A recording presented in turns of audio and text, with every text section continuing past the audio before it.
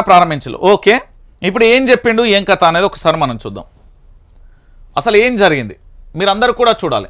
Social media వేదికగా ఇటీవల fake లెటర్లు, సర్క్యులర్లు, ఫోటోలు, వీడియోలు సృష్టించి రాష్ట్ర ప్రభుత్వాన్ని బదనాం చేస్తున్న వ్యవహారాన్ని సీఎం రేవంత్ రెడ్డి సీరియస్గా తీసుకున్నారు. ఓకే, శబాష్, మాస్తు, సూపర్. నేనేమంటున్నా అంటే 2014 నుంచి బహుశా నాకు బాగా క్లారిటీగా గుర్తున్న డేట్ కూడా చెప్తా. 2019 మేబీ ఆగస్ట్ ఆర్ సెప్టెంబర్ అనుకుంటా, బాగా చాలా క్లారిటీగా కూడా గుర్తుంది. అప్పటి నుంచి ఇప్పటి వరకు ఈ రాష్ట్ర తొలి ముఖ్యమంత్రి కల్వకుంట్ల చంద్రశేఖరరావు మీద నోటికొచ్చిన మాటలతో, నోటికొచ్చిన వీడియోలతో, ఆధారాలు లేకుండా మాట్లాడిన 125 ఛానళ్ళ మీద ఎన్ని కేసులు పెట్టాలి చెప్పును? 125 ఛానళ్ళ మీద ఎన్ని కేసులు పెట్టాలి? విత్ ఎవిడెన్స్ ఉన్నాయి నా దగ్గర, నేను ఏమన్నా ఇస్తా.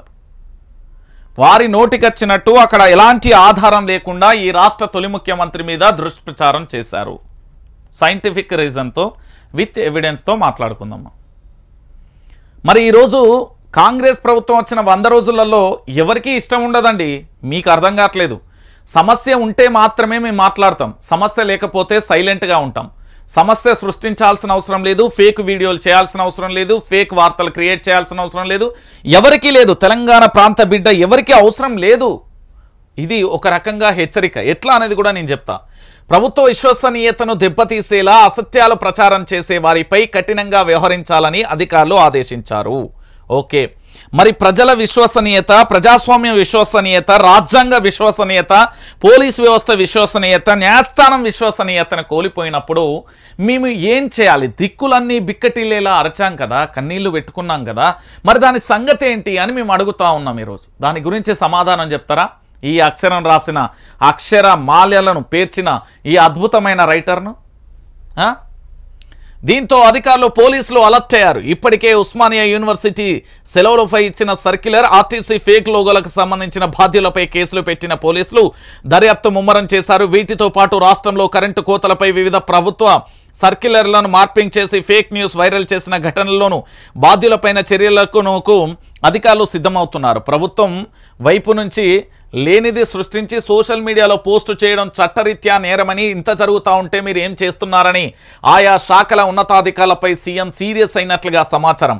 ఇలాంటివి చూస్తూ వదిలేస్తే భవిష్యత్తులో ప్రభుత్వం మనుగడకే ప్రశ్నార్థకంగా మారుతుందని, ప్రజల మధ్య గొడవలకు, అల్లర్లకు దారితీస్తుందని హెచ్చరికలతో ఆయా శాఖల పరిధిలోని హెచ్ఓడీల కింది స్థాయి ఉద్యోగులను అప్రమత్తం చేయడం చర్చనీయాంశంగా మారింది. వారవ్వా, శబాష్. నేనేమంటున్నానంటే, రాష్ట్ర ముఖ్యమంత్రి గారు యనుమల రేవంత్ రెడ్డి గారు, ఐ రెస్పెక్ట్ యువర్ చైర్. చాలా నాకు ఇష్టమైన చేరు.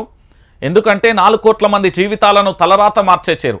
నేను ఇక్కడ మీరు ఒక మాట మాట్లాడారు. మీరేమన్నారు? ఇక్కడ ప్రజల మధ్య అల్లర్లకు దారితీసే హెచ్చరికలతో ఆయా శాఖల పరిధిలోని హెచ్ఓడీల కింది స్థాయి ఉద్యోగులను అప్రమత్తం చేయడం చర్చనీయాంశంగా మారింది. ఓకే, శబాష్. ఏమని చెప్పిల్లు అంటే, శాఖలకు సంబంధించిన హెచ్ఓడీలు ఎవరైతే ఉన్నారో ఆ హెచ్ఓడీలకు చెప్పి అప్రమత్తం చేసిల్లు. Okay, salute. నేనేమంటున్నానంటే, ఈ తెలంగాణలో నాకు బహుశా మీ లెక్క నాకైతే తెలియదు సార్. ఎందుకంటే ఏదన్నా కరెంటు సబ్స్టేషన్లో కరెంటు పోతే ఆయిల్ మార్చుడైతే నా చిన్నతనం నుండి బహుశా నేను చదువుకున్న చదువులో కూడా లేదు. అది ఎక్కడ ఆయిల్ మారుస్తారో, ఏం మారుస్తారో నాకు కూడా తెలియదు. బహుశా తెలిసి ఉంటే ఒకసారి నాకు కూడా చూడాలని ఉంది లైవ్లో. ఒకటి. రెండోది, మీరు హెచ్ఓడీలను అలర్ట్ చేసిరు చూడు, అదే హెచ్ఓడీలను ప్రభుత్వానికి సంబంధించిన ప్రభుత్వ పథకాల మీద, ఈ రైతుల ఏదైతే వరికి సంబంధించిన ధాన్యం కొనుగోలు కేంద్రాల దగ్గర, ఆ కరెంటుకు సంబంధించిన విషయం మీద, తాగునీరు, సాగునీరుకు సంబంధించిన హెచ్ఓడీలు ఎవరైతే ఉన్నారో ఆయా శాఖలను, వాళ్ళను అలర్ట్ చేస్తే సరిపోతుంది కదా. అసలు ఈ వార్త ఎందుకు వేస్తారు వాళ్ళు? ఫేక్ న్యూస్ ఎందుకు క్రియేట్ చేస్తారు? వాళ్ళకి ఏం అవసరం? నువ్వేమన్నా రక్తబంధికుడా? నీకు నాకేమన్నా గిట్టు పంచాయతీ ఉన్నదా? లేకపోతే భూమి పంచాయతీ ఉందా? లేకపోతే ఇల్లు పంచాయతీ ఉందా? వ్యాపార పంచాయతీ ఉందా? లేకపోతే ఇంకేమన్నా పంచాయతీలు ఉన్నాయా? ఏం పంచాయతీలు ఉన్నాయని వారు చేస్తారు? వాళ్ళకి ఏం సంబంధం? ఒకసారి ఆలోచిద్దాం మనం. న్యాచురల్గా తెలంగాణ ప్రాంత బిడ్డలందరూ కూడా ఆలోచించండి.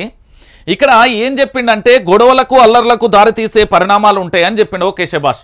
మరి కన్నీళ్లకు, ఆత్మహత్యలకు మనిషి ప్రాణమే పోతుంది కదా. దాని ఆయా శాఖల హెచ్ఓడీలను అలర్ట్ చేస్తే అద్భుతం అంటాం కదా మేము. మరి దాన్ని ఎందుకు చేయలేకపోయారు అని నేను అడుగుతా ఉన్నా. నేను ఎక్కువ అడగట్లేదు. నువ్వు చెప్పిన అంశాన్ని, నీ పత్రికలో రాసిన అంశాన్ని, నీ